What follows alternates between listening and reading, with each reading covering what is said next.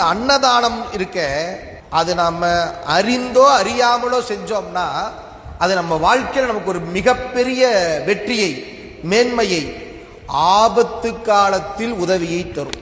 ஒரு வீடு வீடாக போய் சில பொருட்களை விற்பனை செய்கிற ஒரு சின்ன பையன், அவன் வீடு வீடா போய் வியாபாரம் பண்ணிட்டு இருக்கிறான். அன்னைக்குன்னு பார்த்து அவனுக்கு சாப்பாடே கிடைக்கல. அதனால அவன் என்ன பண்ணா, அப்படியே ஒவ்வொரு வீடா போனா.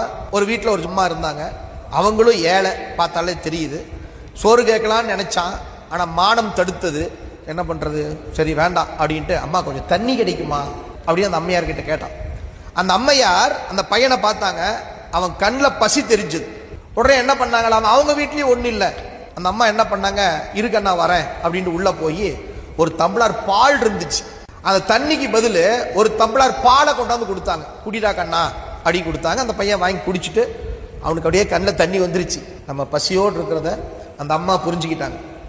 இந்த அம்மையார் அந்த பையனுக்கு பால் கொடுத்தாங்க, அவனுக்கு அப்படியே கண்ணில் தண்ணி வந்துருச்சு.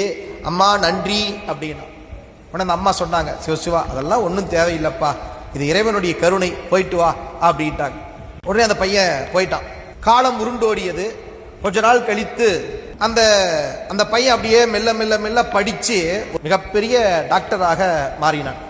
அந்த அம்மையார் அந்த பையனுக்கு சோறு போட்டாங்க இல்லையா, அந்த அம்மையார் பாத்தீங்கன்னா காலத்து